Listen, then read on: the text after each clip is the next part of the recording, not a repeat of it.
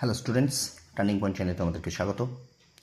এখন আমি তোমাদের সামনে নিয়ে এসেছি রেল এনটিপিসি ক্লাস বিজ্ঞান থেকে বাছাই করা প্রশ্ন। চলো শুরু করি ক্লাসটি। সবচেয়ে হালকা মৌল হাইড্রোজেন, অম্ল উৎপাদক বলে অক্সিজেনকে, অ্যাকোয়া ফর্টিস বলা হয় নাইট্রিক অ্যাসিড, চশমার কাঁচ প্রস্তুতিতে লাগে ম্যাগনেসিয়াম ফ্লোরাইড, পোড়াচুন বা কুইক লাইমের রাসায়নিক নাম ক্যালসিয়াম অক্সাইড, কলিচুন বা মিল্ক অফ লাইমের রাসায়নিক নাম ক্যালসিয়াম হাইড্রক্সাইড, ব্লিচিং পাউডারের রাসায়নিক নাম calcium chloro hypochlorite, plaster of প্যারিসের রাসায়নিক নাম ক্যালসিয়াম সালফেট। টেলিস্কোপ প্রস্তুতিতে ব্যবহৃত সংকর ধাতুটি হলো পিতল বা ব্রাশ।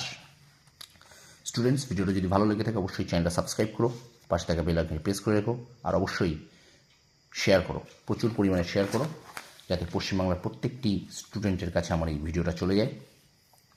তারপরে দেখো, ফুলদানি প্রস্তুতিতে ব্যবহৃত হয় যে সংকর ধাতু সেটি হলো জার্মান সিলভার। ইমিটেশন গহনা প্রস্তুতিতে ব্যবহৃত সংকর ধাতুটি হলো ডাচ মেটাল। 13 নম্বর, সবচেয়ে কঠিন অধাতু হীরা। সবচেয়ে হালকা নোবেল গ্যাস হিলিয়াম। পর্যায় সারণীতে সবচেয়ে ভারী প্রাকৃতিক উপাদান হলো ইউরেনিয়াম।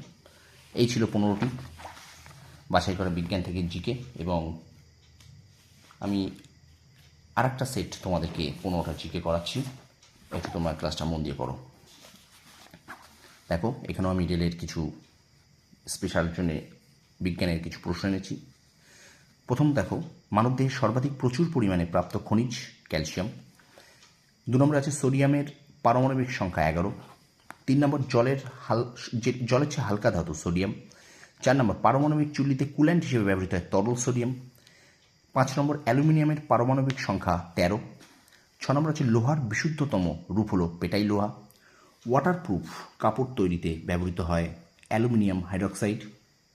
সিনেমার ধোঁয়ার দৃশ্য করা হয় জিঙ্কের সাহায্যে। অক্সিজেন আবিষ্কার করেন প্রিস্টলি। 10 নম্বর দেখো, বৈদ্যুতিক বাল্বে ব্যবহৃত গ্যাসটি হলো নাইট্রোজেন। বারবার বলছি স্টুডেন্ট, তোমরা একটুখানি শেয়ার করে দাও, অবশ্যই তোমাদের শেয়ারটা দরকার। তোমরা শেয়ার করলে আমার চ্যানেলটা অনেকটা বিস্তার পাবে, এবং পশ্চিমবঙ্গের প্রচুর ছেলে মেয়ে এর দ্বারা উপকৃত হবে যারা রেলের এনটিপিসির জন্য প্রিপারেশন নিচ্ছে। তারপর দেখো, চিপসের প্যাকেটে থাকে নাইট্রোজেন গ্যাস। এরোপ্লেনের টায়ারে ব্যবহৃত হয় নাইট্রোজেন। রকেটের জ্বালানি হিসেবে ব্যবহৃত হয় তরল হাইড্রোজেন। হাইড্রোজেন গ্যাস আবিষ্কার করেন ক্যাভেন্ডিস। ফ্ল্যাশ লাইটে থাকে ম্যাগনেসিয়াম। স্টুডেন্টস, এই ছিল আরও 15টি বিজ্ঞানের জিকে। তোমরা অবশ্যই এগুলিকে নোট করো, খাতায় ভালো করে পড়তে লাগো, বারবার রিভিশন দাও। তারপরে দেখো, বিজ্ঞান থেকে আরও একটি জিকের টপিক তোমাদের নিয়ে এসেছি, আরও কিছু প্রশ্ন। জীববিদ্যার জনক বলা হয় অ্যারিস্টটলকে। উদ্ভিদ বিজ্ঞানের জনক থিওফ্রাস্টাস। শ্রেণীবিন্যাসের জনক ক্যারোলাস লিনিয়াস। বসন্ত রোগের টিকা আবিষ্কার করেন এডওয়ার্ড জেনার।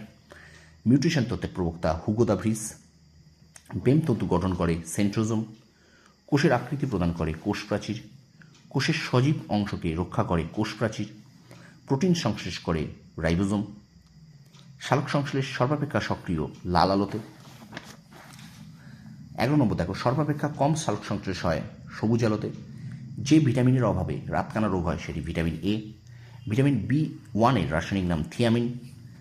বেরিবেরি রোগ হয় যে ভিটামিনের অভাবে সেটা হলো ভিটামিন B1 বা থিয়ামিন। এবং শেষ প্রশ্ন, যে ভিটামিন বায়ু ও তাপের সংস্পর্শে সবচেয়ে তাড়াতাড়ি বিনষ্ট হয় সেটা হলো ভিটামিন সি। তো স্টুডেন্টস, এই ছিল টোটাল 45টি জিকে। তোমরা অবশ্যই এই ক্লাসগুলিকে করো, আমি আশা করি তোমরা এখান থেকে অবশ্যই উপকৃত হবে। অবশ্যই ভিডিওটা শেয়ার করো, আমার চ্যানেলটা সাবস্ক্রাইব করো, পাশে থাকা বেল আইকনটি প্রেস করে রেখো। তোমরা সফল হও, তোমাদের সাফল্য কামনা করি। ধন্যবাদ।